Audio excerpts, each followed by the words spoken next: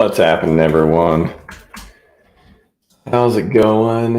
Thought I'd go live for just a few minutes here, check and see how everything's going in the ecosystem. AMA, get your questions in. I go for about 20 minutes or so, 25 minutes. We shall see. But yeah, I think interesting things I can talk about as well. Again, these kind of streams are just going to be like, yeah, when I have time, I'll do a quick thumbnail and pop in and say what's up. What's up, DJ Bomber? How's it going? How's it going? So let me share the screen. Around. Let's look at the bridge. Let's look at the Ethereum holdings on the bridge. So this was about 142K. And with all the outflows and stuff been going on, there's been some inflows as well, but there's been a few outflows over the last week or two. And I'm honestly surprised we're 138. I thought, if you were to ask me to guess right before we got on what it would be, I'd be like, probably in the low 130s or something like that. But interestingly enough, even with a lot of the outflows of people bridging stuff back over to Ethereum, we still are well within around 140 million. So that's pretty cool. And yeah, if you haven't seen this before, I'll put the link in the chat. You can just check out the different coins, the different stuff that has been bridged over to Pulsechain, and stuff goes back and forth. You can look at there's an account, Pulsewell or something like that, where they do alerts for different kinds of significant figures coming across. So if you haven't saw that before, check it out. It's pretty cool to see. You could tell, for example, one indicator that a lot of money is coming in seems like a positive sign for Pulsechain, for example.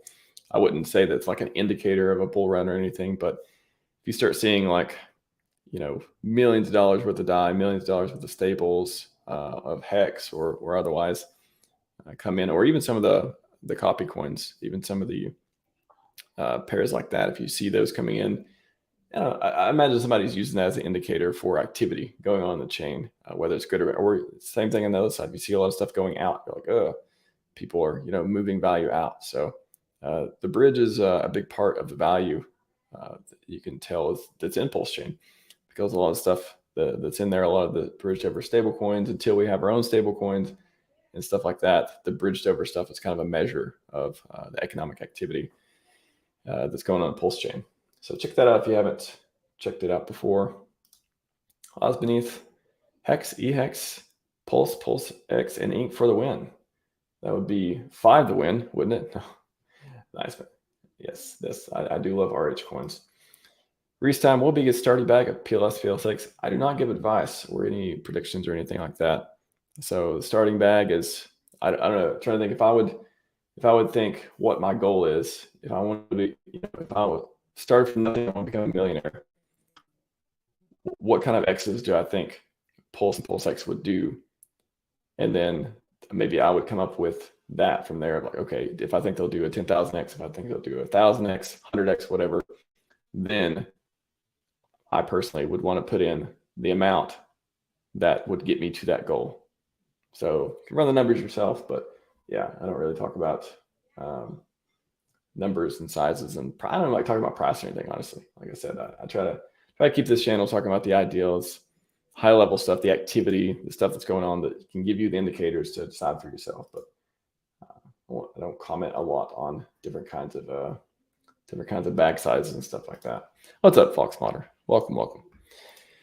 Over the next 6 months, though, it's going to be interesting. I hope it'll be interesting. Hopefully it'll be interesting in a good way as well. What do y'all think Richard's plan is next 6 months? Because we seem to be getting updates every week or 2 or 3 or so on PulseX, or even days sometimes, it has been the last few weeks. Him testing theories, trying to see what works, reaching out to big communities with the farms and stuff like that, and the other copy coins and P tokens and stuff that got copied over. I think he's got everything mapped out. I said this a million times, I think I'd like to imagine this big whiteboard, this war room, this, he's probably like just got this huge doc or whatever. There's all these ideals, all these plans. Okay, if this happens, and or we pivot on this depending on the feedback from that activity. And I think he has a lot more tricks up his sleeve as far as pumpamentals and different things. And maybe he's timing some stuff around the macro. Maybe he's timing some stuff around how people respond or what other communities are doing and stuff like that. But he's in it for glory, and he definitely has a vested interest in Pulsechain and Hex and everything, living on for a long time and being successful. That's part of the products he creates. So I think very smart guy. I don't think he's just winging it.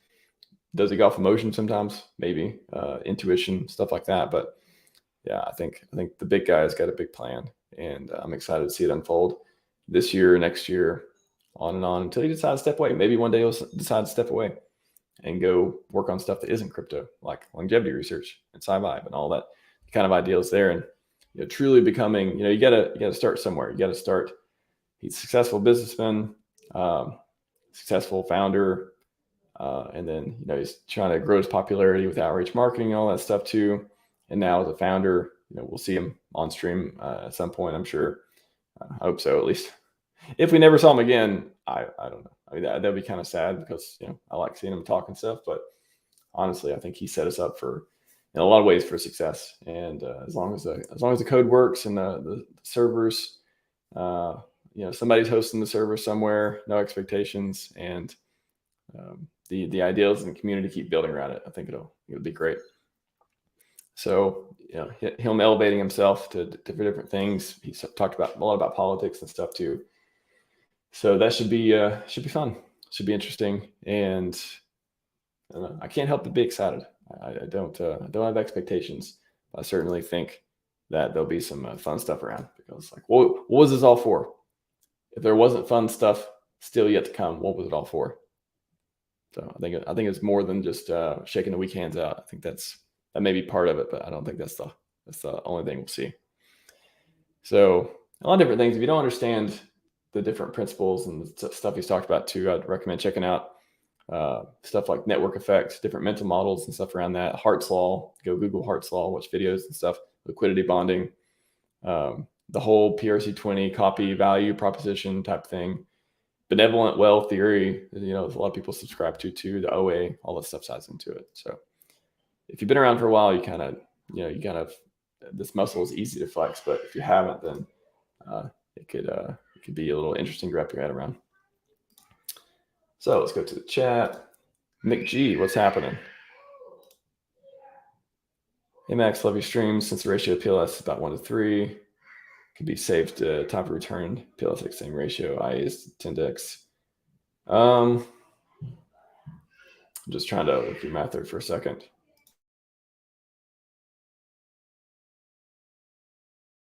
I don't think I look at it that way. I mean, I guess that's one way to look at it, but I think the PulseX sacrifice was so much more, and a lot of people sacked for PulseX because they missed the Pulsechain sacrifice. So it was expected that a lot of that money would move into Pulsechain, or one way to think about it. So I don't know. I don't think the X's. I wouldn't think it would lessen the X's of PulseX, because it's already went down so much too. Now if they were both sack rate, if they were not 1-to-1, but if they were both at sack rate or something, that'd be different.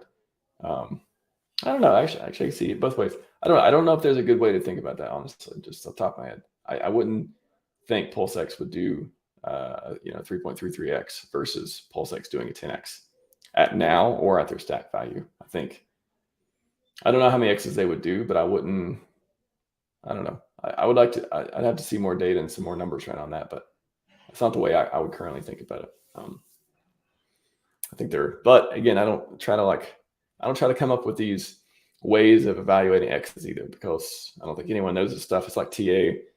You can be a really good TA person and form some insight, but I don't know. I think there's a lot of nuance and a lot of stuff that gets lost there, and people making decisions based on this stuff. I don't know. I don't think there's a lot of good ways to get good data on either side. I think there's so many unknowns that it's just the way I think about it. I know lots of people have different opinions, but I don't think about it and trying to determine how many X's it can have based on even all the data we have. I believe it'll go up over time, maybe a lot of X's, and that's why I buy the coins. So it's probably not a satisfying answer, but I don't really get into that, because even if you're first of all, the chances of you being right there's that. Could be wrong. And if you're wrong, but you believe something, you could be disappointed. And then if you're also, you could have been missing something, or some event, some black swan could have happened that have invalidated. So I think, I don't know, with crypto, I think there's so many unknowns, and it's just not that stable market. Like you could apply some of these principles to the stock market and other commodity markets and stuff too. But I think in crypto, I'm kind of given up, like trying to use that kind of data to evaluate the X's. I just, anyways. How much price pressure to take to pump EHEX and HEX individually to $1? I don't know. I'm trying to think of historical things I've heard about that. No, I've clipped Richard talking about it before. It was like so many $1 million, doubles the price and quadruples the price and all that pressure. But yeah, I don't have any on top of my head, Mr. Chuck. Buy and burn. Yep, it's all the different pump minerals play into it too. Again, buy and burns depend on the DEX activity. Do we think it's going to keep going? I mean, looking at the bridge here, we got plenty of economic energy around as far as that goes. So I think it'll be interesting. Hulk says no for ratio maintains. Okay, yeah. Ratio is more beneficial indicator DCA and 2 things as a peg until it breaks. Yeah, I think that is probably that's probably the better way I think about it is how far are they away from the peg, as far as understanding are they being properly valued. I think that's one of the better ways that I've thought about it. Of course, a lot of people think about it too, but I don't try to calculate the X's. I just see the ratios and what has existed over time. Even the ratios could change over time too, based on if fundamentals change or otherwise. But I think that's probably the more useful metric that I've seen is, hey, is it 1 to 3 or is it off? Is there an opportunity there? Stuff. That's kind of what I think about. You say 20 million pump at VX expect at 56 cents. Yeah, I don't know what those numbers are now. It's a good question. So I have to run those numbers. All right, I'm going to, let's see. Looks like Walrus is making videos why you should run a validator now. APY is going up. Yeah, it was 20-some%. I mean, official numbers, I'll take those with a grain of salt. My personal opinion. A lot of people have said, no, they're not so accurate. I think we'll have a better calculator and stuff later on. But right now, yeah, it seemed APY. I think I calculated 17% at some point, but I got in pretty early, 15 to 18%, somewhere through there, 15, 16, 17, 18%.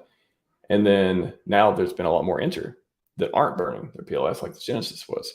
So now I've heard numbers, 10 to 15%, somewhere through there. So yeah, if the Pulse price goes up, it costs more to buy the Pulse to become a validator, and more people enter the pool. APY goes down, so you get less yield. And then the more validators you can run, of course, you can times that by how much you're making as well. So just searching for, because I think this is one, there's a few hashtags and a few keywords you can search for that you're just going to get a bunch of just spam and just unrelated stuff. But Pulsechain Validator is one of the few ones where I think people are actually there's not a lot of noise on it. So let's see, this guy says best friend joined on day 1. Hex is gone to become a Pulsechain Validator. Nice. Okay, it's a lot of me here, I guess, too. Validator tips 101 have battery backups. Yes. Yeah, even on those short, like 1 second deal, that's what's so important. It doesn't even, so if you want to have a validator run for hours for an outage, that's one thing. But I don't know of a reason, if you're running validator at home, I don't know of a reason not to have at least a $50 UPS sitting there, because if you lose power for 10 seconds, that could corrupt some of the databases that are used for validating, and that could cost you hours of rebuilding them and stuff. So in addition to other things that, that's like the minimal problem is you may get a corrupted database and cost you resyncing. So that is clearly worth money, in my opinion, just to have anything, even if it only lasts for, 10 minutes or something like that, 5 minutes, 10 minutes, $30, $50 validate or UPS, just to handle those just, quick outages. Could save you a lot of trouble down the line.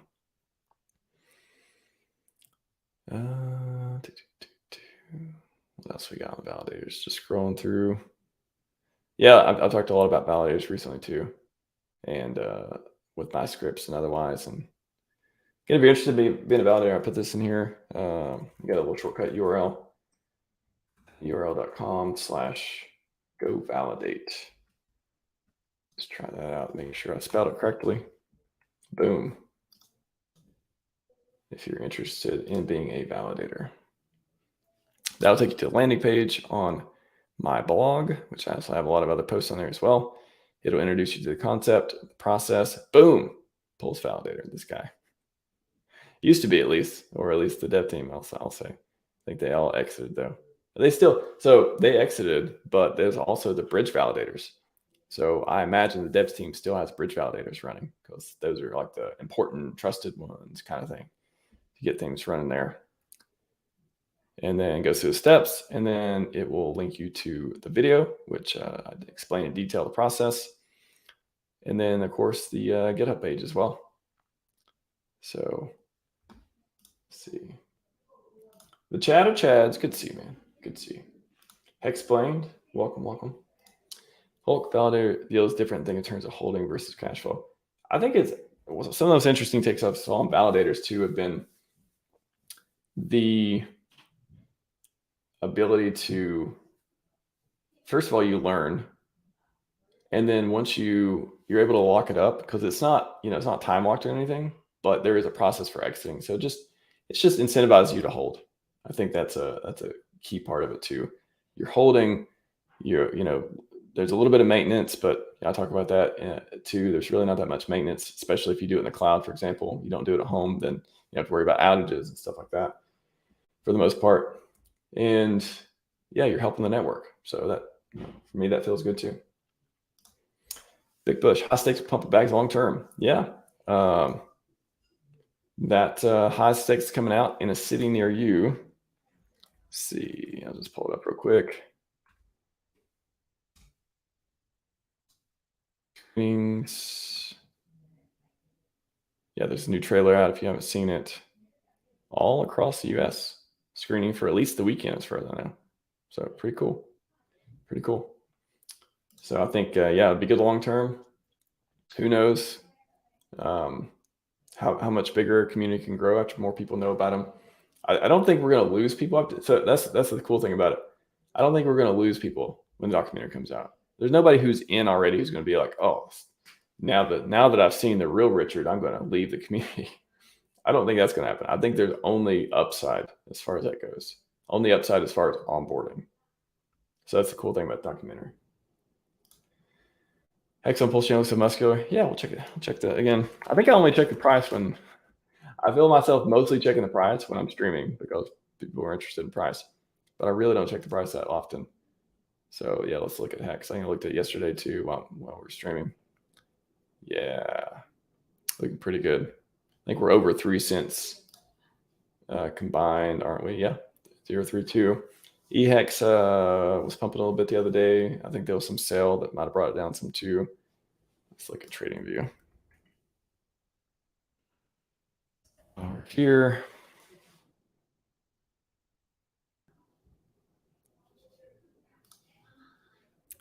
We'll look at the past month just to get a little bit of this.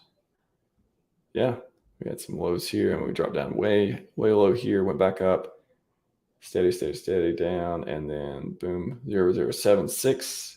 Yeah, I remember that too. Put the 1 cent there. Interesting. And then now at just under a penny. Hex under a penny. Hex under a penny. What do you know? What do you know? Very interesting. Final month documentary Hex down 9+%. Timing is PulseX specifically positive. I don't know. I don't think there's many people who, again, I don't think people will leave the community, and I don't think that people be on the fence and be like, whoa, this thing's, I don't know. I mean, I guess sure, some will be like, whoa, and look at it now, it's down so much. And, and Pulsechain, they can't say that much about it because Pulsechain's not down 90%.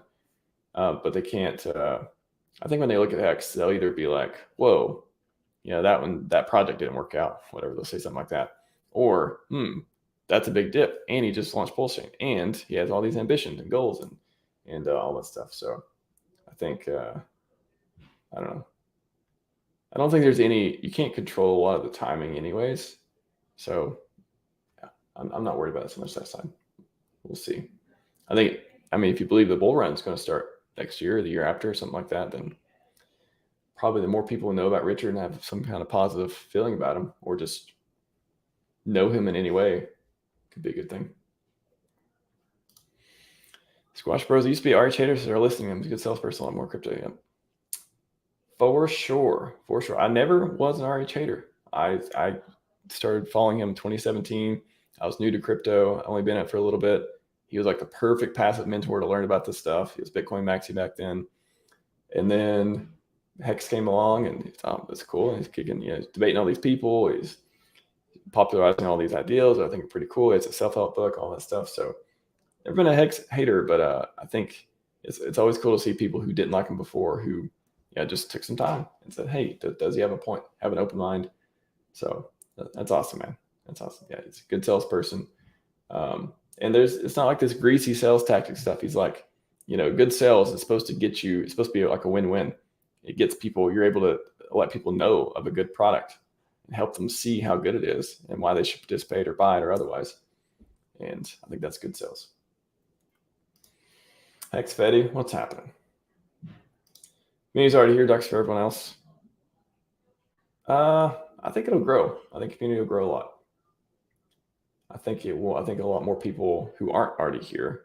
I think the community, I think maybe it'll strengthen the community a little bit. Maybe I hear there's drama from time to time, thankfully, knock on wood. I don't see it very often. I think I've just muted enough people where I don't see it, I guess, which is great, actually. But every once in a while I hear there's drama about this. I'm like, oh, really? Huh. Well, hopefully you guys settle down or something. So this could be a strengthening, a bonding thing for the community as well. And then for everyone else, it's be like, whoa, that crypto stuff, there's some interesting characters in there. If they want to participate, maybe they'll Google for Hex or Pulsechain afterwards. All right, that's about all I got. You guys, any more questions? Anything? We got covered highs and stakes. We looked at prices a little bit. Talked about validators. Looked at the bridge. Richard's. I think Richard's gonna.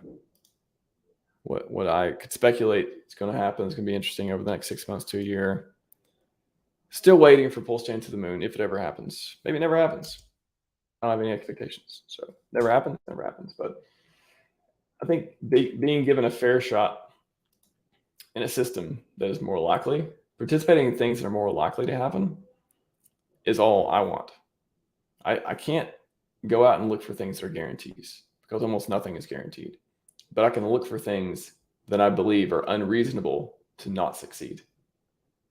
And that's where I place my bets. That's why I love the ecosystem.